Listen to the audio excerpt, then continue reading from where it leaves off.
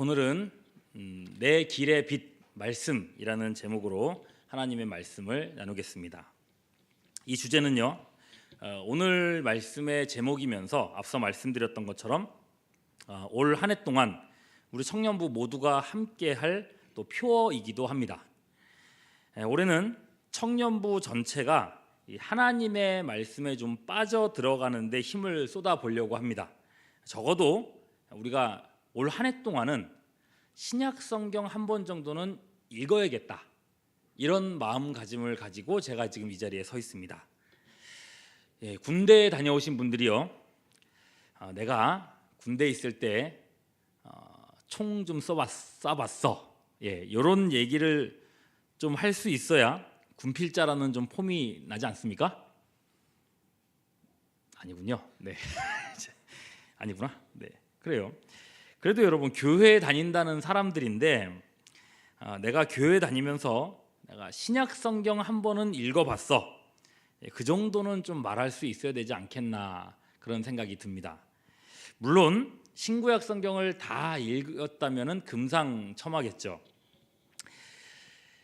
저는요, 이제 개인 얘기를 좀 하자면은 개인적으로 이번 1월 이내에 성경 일독을 하겠다는 목표를 가지고 성경 읽기를 시작했습니다.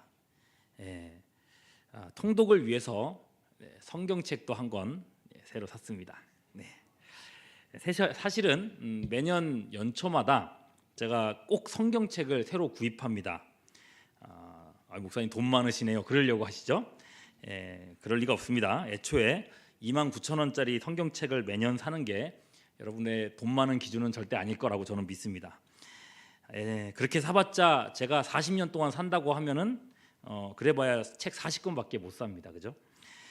돈이 남아 돌아서 제가 성경을 이렇게 사는 건 아니고요, 나름의 이유가 있습니다.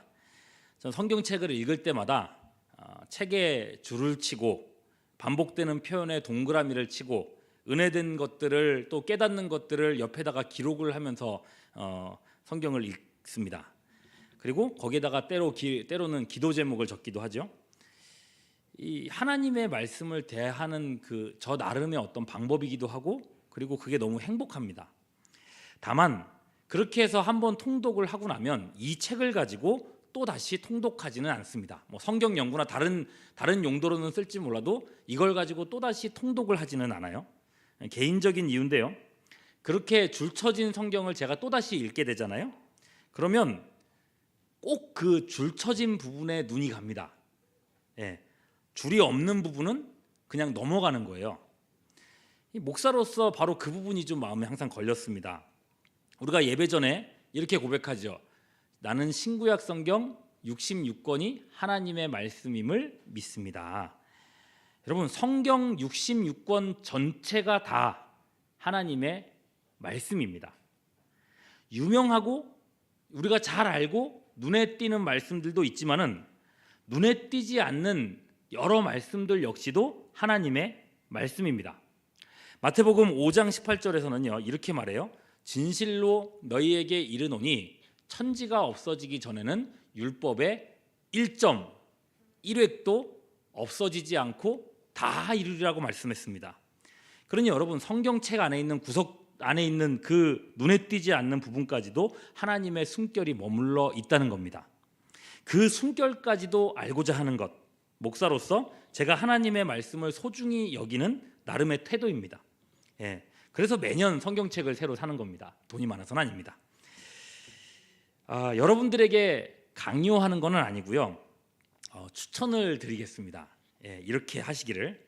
그래서 여러분, 올해는 꼭 자신만의 성경책을 가지실 수 있으면 좋겠습니다. 일단 성경책을 새로 살 때의 기분이 정말 다릅니다. 정말 달라요. 새로 핸드폰 사는 기분이랄까? 그런 느낌이 좀 있습니다.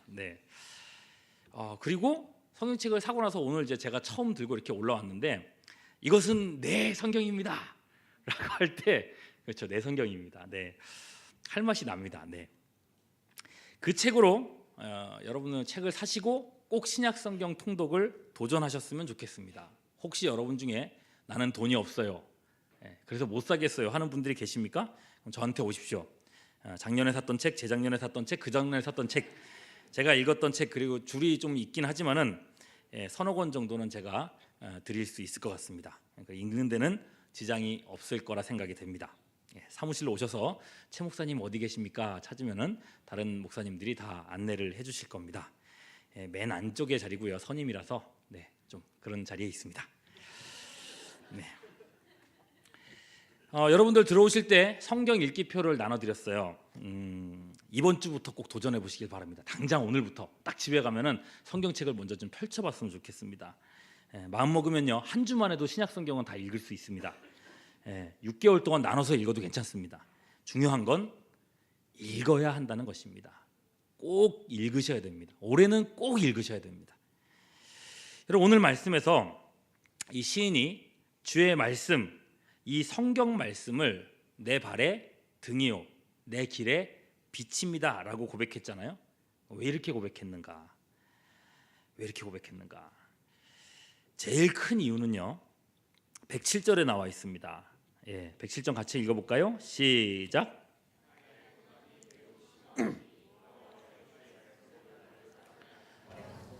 나의 고난이 매우 심하오니. 말씀은 고난 중에 있을 때에 그 고난을 헤쳐나가는 힘입니다. 어떤 고난이라도 하나님의 말씀과 함께하면 이겨낼 수 있다는 것입니다. 그야말로 어떤 고난이라도입니다. 오늘 방금 읽었던 말씀에서 주의 말씀대로 나를 어떻게 해달라고 그랬었어요? 살아나게 하소서라고 얘기했어요. 그럼 이 사람의 고난을 생각해 보십시오. 내 고난이 아주 심하다 그랬는데 살아나게 해달라고 하는 것은, 이 고난은 어떤 위기입니까? 그냥 일반적인 위기가 아니에요. 어떤 위기예요? 죽을 위기라는 것입니다. 그래서 109절에도요 이렇게 나와 있어요. 뭐라고 했는지 보십시오. 악인들이 맞나요? 109절인데 109절 제가 읽어드릴게요. 감사합니다. 나의 생명이 항상 위기에 있사오나 나는 주의 법을 잊지 아니하였나이다. 생명이 항상 위기에 있었다 그랬어요. 항상 죽을 위기에 있었다 그랬어요. 여러분, 위기라고 하는 것은요 보통 잠시 지나가는 일일 텐데, 이 사람은요 항상 생명의 위협을 느끼면서 살 수밖에 없었다고 말하는 겁니다. 그래서 110절에 보면 이렇게 얘기했어요. 나를 죽이려는 사람들이 있어요. 악인들이 나를 해하려고 올무를 놓았사오나 나는 주의 법을 잊지 아니하나이다. 시인을 죽이려고 하는 덫을 곳곳에다가 놓고 시인을 죽이려고 그랬다는 것입니다. 그러면 여러분 생각해 보십시오. 도대체 이런 위기를 겪은 사람, 성경에서 이 시를 썼을 만한 사람, 이런 위기를 겪었을 만한 사람은 도대체 누구일까요? 지금 뭐 입은 막 움직이시네요. 다윗이죠, 그죠? 다윗밖에 안 떠오르죠. 다윗이 여러분 골리앗 쓰러뜨린 사건은 잘 아시죠? 아십니까? 자, 사울왕조차도 두려워했었던 골리앗을 다윗이 쓰러뜨렸습니다. 그리고 다윗은 국민적인 스타가 되었습니다. 그런데 즉시 그 당시의 왕이었던 사울의 질투가 시작되죠. 사울이 그때부터 다윗을 죽이려고 쫓아다닙니다. 다윗은 그때부터요 무려 10년 동안, 몇 년이요? 10년 동안 도망자로 살아야 했습니다. 그저 숨어 지내면 되는 정도가 아니었습니다. 여러분, 한 나라의 왕이 사람 하나 죽이려고 마음먹으면 그게 어려운 일이겠습니까? 쉬운 일이겠습니까? 쉬운 일이죠. 사울 왕에게는 군대가 있습니다. 전국의 군대를 풀어서 다윗 한 사람을 잡으려고 수색을 하고 있습니다. 그것만으로도 도망다니는 게 보통 일이 아니었을 겁니다. 근데 그것만이 아니에요. 나중에는요 다윗에게 밥 한 끼 사주는 게 아니라 밥 한 끼 대접하려는 사람조차 없습니다. 한때 골리앗을 쓰러뜨린 데스타이다 보니 이 노비라는 동네로 도망갔는데, 거기에 있는 제사장이요 다윗에게 밥 한 그릇을 접대를 했어요. 사울이요 바로 그 얘기를 듣고 그 제사장에게 찾아가서 그 제사장과 가족과 그 동네 사람들과 가축까지 싹 다 몰살시켜 버립니다. 동네를 다 없애버립니다. 그 소문이 이스라엘 전역에 퍼지는 거죠. 그리고 이후로 누구 하나 다윗을 도와주려는 사람은 아무도 없습니다. 혹여나 다윗 숨겨줬다는 비난을 받을까봐, 오해를 받을까봐 다윗을 본 사람들은 즉시로 다윗을 승고하기에 바쁩니다. 그러니 다윗은요 어떤 동네도 들어갈 수가 없습니다. 다윗의 편이 없어요. 그래서 다윗이 보면은 여러분 시편 같은 걸 읽어보면은 주로 어디서 생활해요? 동굴에서 생활을 하죠. 도망자 신세로 있으면서 밥을 대접해 주는 사람, 밥을 줄 사람도 없으니 매 끼마다 도대체 뭘 먹고 살았을까요? 다윗이요. 그걸 10년 동안 도망 다녔어요. 여러분 상상만 해도 마치 고구마 한 20개를 목에 이렇게 막 안 넘어가고 있는 그런 느낌 아닙니까? 갑갑하죠. 그러면 목사님 외국으로 도망가면 되지 않습니까? 망명 가면 되지 않습니까? 안 해봤겠어요? 그럼 정신없이 국경을 넘어서 사울의 손만 피하면 되겠지 하고 도망을 갔습니다. 넘어갔습니다. 그런데 그 성이 어디냐면 블레셋의 가드라는 성이었습니다. 어떤 성이요? 가드라는 성이었습니다. 성문에 이 가드라고 하는 문패를 보자마자 아차 싶었습니다. 왜 그러냐면 사무엘상 17장 4절에 그 이유가 나옵니다. 같이 한번 읽어보시죠. 읽습니다. 시작. 블레셋 사람들의 진영에서 싸움을 도두는 자가 왔는데 그의 이름은 누구요? 골리앗이요. 어디 사람? 이 골리앗을 누가 죽였어요? 이 사람의 고향이 어디예요? 가드라는 거예요. 이게 무슨 일입니까? 막 소름 끼치지 않습니까? 자기가 죽인 골리앗의 고향으로 도망을 온 겁니다. 야 이거 큰일 났다 싶은데 타이밍도 좋죠. 그 성의 주인인 아기스 왕이 신하들과 함께 성문 앞을 마침 지나가고 있었던 겁니다. 그리고 다윗과 딱 마주쳤습니다. 이자는 누구냐? 전쟁터에 나갔던 사람들은 다윗의 얼굴을 다 기억하고 있습니다. 아니 이 사람은 골리앗 장군을 죽인 다윗 아닙니까? 기가 막히죠. 이제 죽었구나 하는 생각이 듭니다. 그때에 다윗이 살기 위해서 한 가지 방법을 사용합니다. 사무엘상 21장 13절 말씀. 다 깨 계시죠? 시작. 그들 앞에서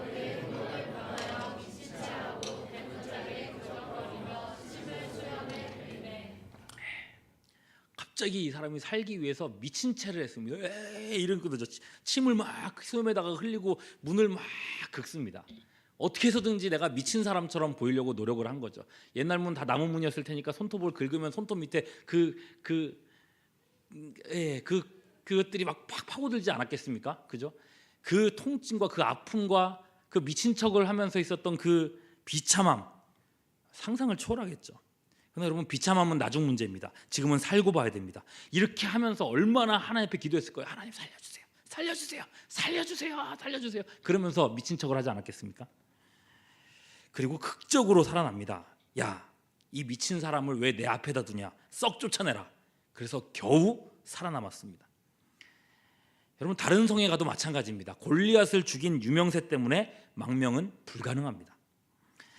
그렇게 처절하게 도망다니고 동굴을 연연하면서 전전하면서 지낸 세월이 10년입니다.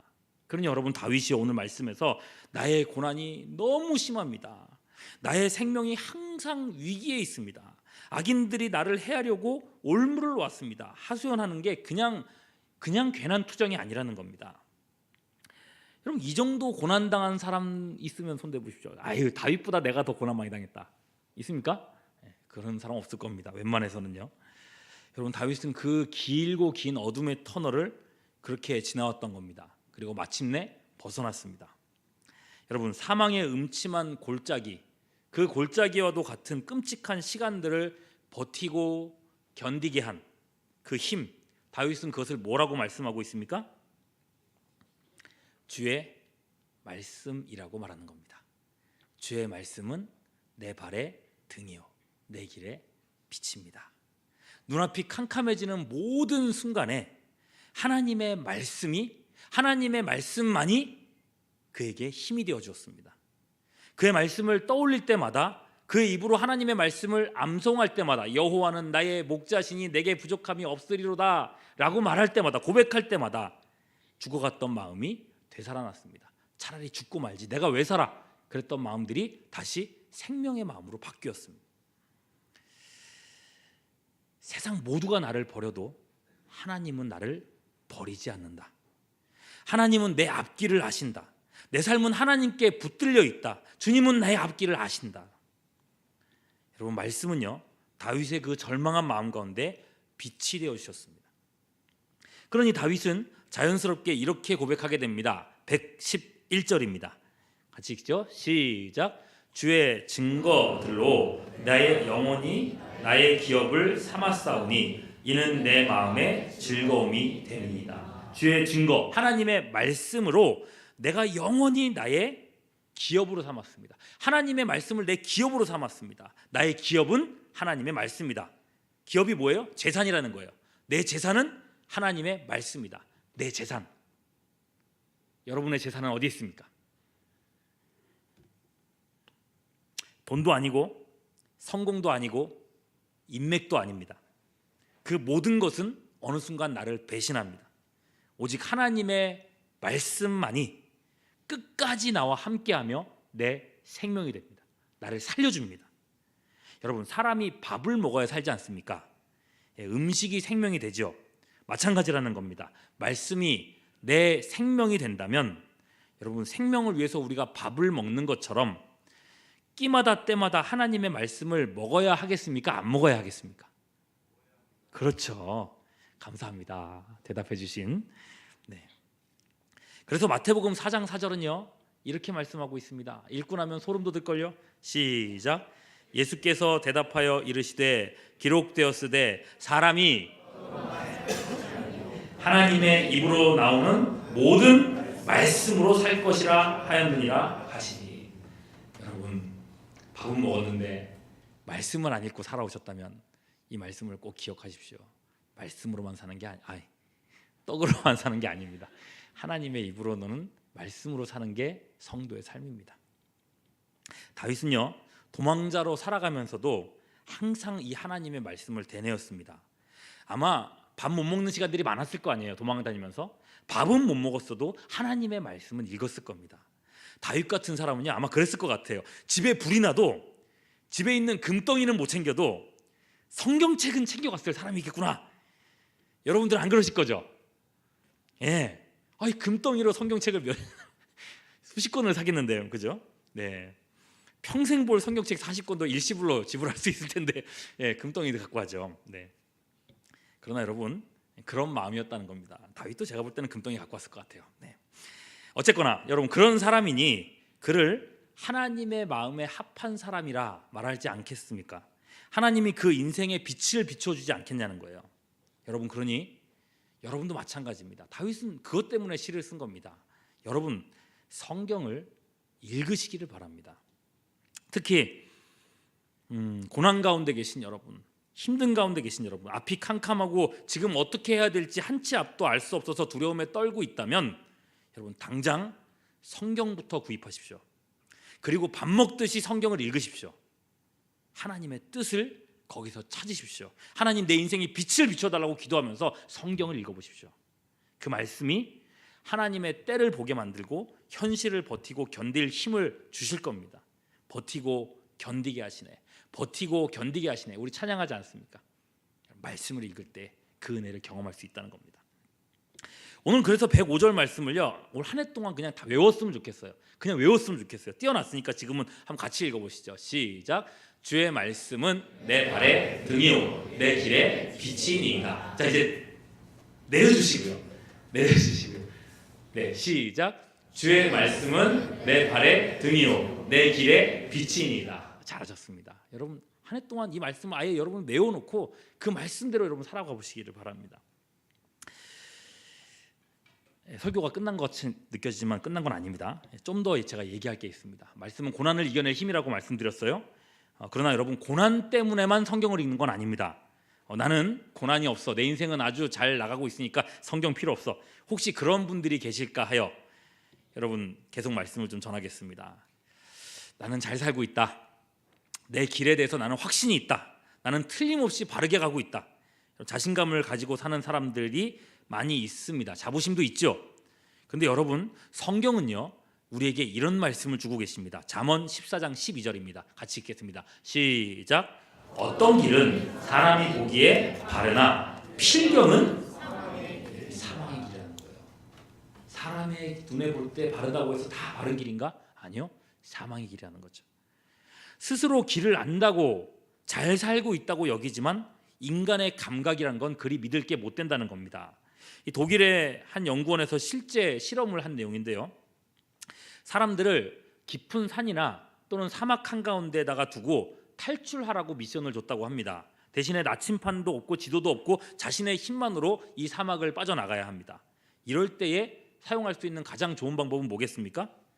어떤 방향이 됐든지 그냥 직선으로만 쭉 나가다 보면 반드시 나갈 길이 있을 것이다 라고 판단을 했답니다. 그래서 사람들은 앞만 보고 직선으로 각자 방향을 향해서 나갔다고 합니다.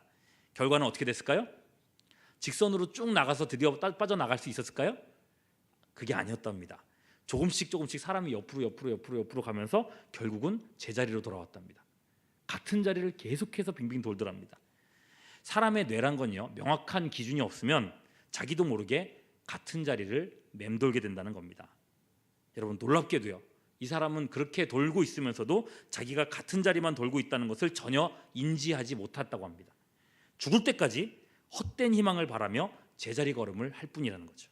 여러분, 이런 현상을 전문용어로 링반데릉이라고 이야기합니다. 사람은 얼마든지 자신에게 속을 수 있다는 것입니다. 길을 안다고요? 제대로 가고 있다고요? 여러분, 잠언의 말씀처럼 내 생각에는 분명 바른 길이었는데 그 끝에는 혹 사망이 기다리고 있다면, 여러분, 이 얼마나 끔찍한 일이겠습니까? 여러분, 자연에서는 실제로 그런 일들이 벌어지더라고요.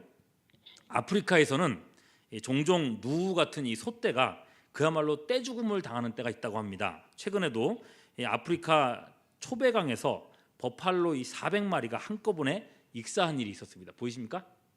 네, 보시면 이렇게 그 강물에 이 버팔로들이 이렇게 시체들이 떠 있어요. 제목이 근데 좀 이상하죠? 사자들에게 쫓기다 변 이래가지고 내리셔도 되겠습니다. 네. 평화롭게 풀을 뜯고 있던 버팔로 떼에게 어느 날 사자가 달려들었습니다. 놀란 버팔로들이 달리기 시작했고, 곧이어 이 수백 마리의 버팔로가 달리기 행진을 하기 시작했어요. 근데 한번 달리기 시작하면 멈출 수가 없답니다.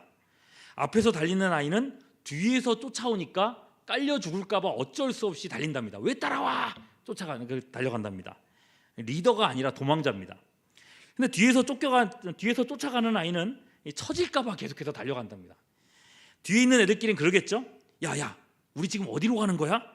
옆에 있는 애가 그러죠. 글쎄, 다들 가니까 잘못된 곳은 아니겠지. 근데 그 앞에는 깊은 강물이 있습니다.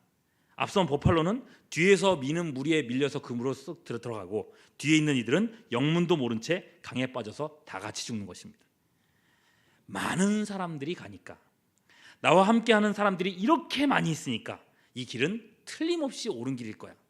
그렇게 함께 죽음의 강을 향해 달려가는 것이 또한 인생이라는 것입니다.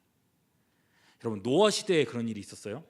홍수로 멸망받은 옛 세상이 있지 않습니까? 마태복음 24장 38절 39절을 보면 이렇게 말씀하고 있어요. 홍수 전에 노아가 방주에 들어가던 날까지 사람들이 먹고 마시고 장가가고 시집가고 있으면서 홍수가 나서 그들을 다 멸망할 때까지 깨닫지를 못했으니 인자의 임함도 이와 같으리라. 여러분, 먹고 마시고 장가가고 시집가는 게 왜 잘못이겠습니까? 오히려 하나님께서 누리라고 한 축복이죠. 그러나 그렇게 인생을 살아가면서 자신의 인생길이 하나님과 다르다는 것, 하나님과 상관없었다는 것을 깨닫지 못했다는 것입니다. 홍수가 그들을 휩쓸 때까지 말이죠. 여러분, 무서운 것은요, 제가 지금 읽어드린 말씀의 강조점은 이게 옛날 사건이 아니라 얼마든지 우리에게 일어날 수 있는 사건이라는 겁니다. 제가 다시 한번 24장 37절부터 39절을 한번 읽어드릴 테니까 9절의 처음과 끝을 잘 곱씹어서 생각해 보십시오. 노아의 때와 같이 인자의 임함도 그러하리라. 홍수 전에 노아가 방주에 들어가던 날까지 사람들이 먹고 마시고 장가들고 시집가고 있으면서 홍수가 나서 그들을 다 멸하기까지 깨닫지 못하였으니 인자의 임함도 이와 같으리라. 여러분, 홍수 때 있었던 그 끔찍한 일은 옛날의 일이 아니라 지금도 일어나는 일이라는 것입니다. 그것이 말씀 없이 살아가는 인생들이 걷고 있는 실체라는 거예요. 베드로후서 3장 6절 7절 말씀 같이 한번 읽어볼게요. 시작. 이로 말미암아 그때에 세상은 물이 넘침으로 멸망하였으되 이제 하늘과 땅은 그 동일한 말씀으로 불사르기 위하여 보호하신 바 되어 경건하지 아니한 사람들의 심판과 멸망의 날까지 보존하여 두신 것이라. 여러분, 수많은 사람들이 아프리카 버팔로 때처럼 심판의 불을 향해 지금도 달려가고 있다. 이것이 성경의 증거입니다. 여러분, 우리가 바른 길을 가기 위해서 우리의 감각이 아닌 바른 이정표를 따라갈 수 있기 위해서 우리는 하나님의 말씀을 펼쳐야 합니다. 그래서요, 잠언 6장 23절은 우리의 주제 구절, 이 오늘 우리가 받은 주제 구절에 대해서 똑같은 말씀을 하면서 이렇게 이야기합니다. 같이 한번 읽어볼게요. 시작. 대저 명령은 등불이요 법은 빛이요 훈계와 책망은 생명의 길이라. 죽음의 길이 아니라 생명의 길이라. 여러분, 하나님의 말씀은 단지 고난을 이기기 위한 도구만이 아닙니다. 하나님의 말씀은 우리의 눈을 열어서 생명의 길로 나가게 합니다. 성도에게 성경 말씀은 그래서 선택이 아니라 필수입니다. 필수. 여러분, 2019년 청년부 주제를 내 길의 빛 말씀이라고 세웠습니다. 여러분, 부탁드립니다. 올 한 해 성경을 꼭 여러분 손에 잡으실 수 있기를 바랍니다. 모르겠더라도 한 번은 좀 읽어보시기를 바랍니다. 성경 읽기표에 표시해가면서 한 장 한 장 읽어보시기를 바랍니다. 리더분들에게 부탁을 드리죠. 저분들이 매주 조금씩이라도 성경을 읽고 있는지 꼭 체크해 주시고 주중에라도 격려하면서 읽을 수 있도록 도와주십시오. 매주 각자가 읽은 말씀에 와닿는 부분들이 무엇인지를 좀 나눠 주십시오. 히브리서 4장 12절은 이렇게 말씀하고 있습니다. 같이 한번 또 읽죠. 시작. 하나님의 말씀은 살아있고 활력이 있어 좌우의 날선 어떤 검보다도 예리하여 콩과 영과 및 관절과 골수를 찔러 쪼개기까지 하며 또 마음의 생각과 뜻을 판단하나니. 여러분, 하나님의 말씀은 살아있습니다. 하나님의 말씀 살아있어요. 내가 깨달아서 살아있게 되는 게 아니라 하나님의 말씀 자체가 살아있습니다. 여러분들이 읽기 시작하면 그 말씀이 여러분들 안에서 살아서 역사하게 될 겁니다. 살아있는 하나님의 말씀이 읽는 사람의 마음속에서 역동하며 일하십니다. 여러분, 여러분들의 영혼을 깨우고 어두운 눈을 밝히고 고난을 이기는 힘이 되는 이 말씀을 꼭 여러분 읽어가실 수 있기를 바랍니다. 여러분, 생각만 해도 흥분되지 않습니까? 흥분되지 않는 표정들 보입니다. 네, 공공또래 때 우리 새내기들, 네, 함께 합시다. 네. 성경책을 꼭 들고 다음 주부터 왔으면 좋겠어요. 그렇게 여러분, 말씀의 빛 가운데 살아가는 우리 청년부 여러분 모두가 될 수 있기를, 우리 모두가 될 수 있기를 주님의 이름으로 축원합니다. 기도하겠습니다. 나와주시고요. 하나님 아버지, 주의 말씀은 내 발의 등이요 내 길의 빛이십니다. 하나님, 그 다윗의 고백이 이제 우리의 고백이 될 수 있도록 인도하여 주시옵소서. 힘들고 어렵고 지치고 하나님 낭망하는 가운데서도 말씀 펴지 않고 하나님 그저 엎드려만 있다면 여호와 하나님, 이제 손에 하나님의 말씀을 붙잡고 그 말씀을 읽는 가운데 말씀이 일으켜주시는, 말씀이 살려주시는 은혜를 경험하는 우리 모든 청년들 될 수 있도록 도와주시옵소서. 이 시간 주님 앞에 우리의 마음을 드리고자 합니다. 하나님께서 함께 하시고 올 한 해 동안 말씀으로 우리를 이끌어 주시옵소서. 감사하고 우리 구주 예수 그리스도 이름으로 기도하옵나이다. 아멘. 우리 찬양하겠습니다. 내 삶의 이유를 함께 찬양할게요.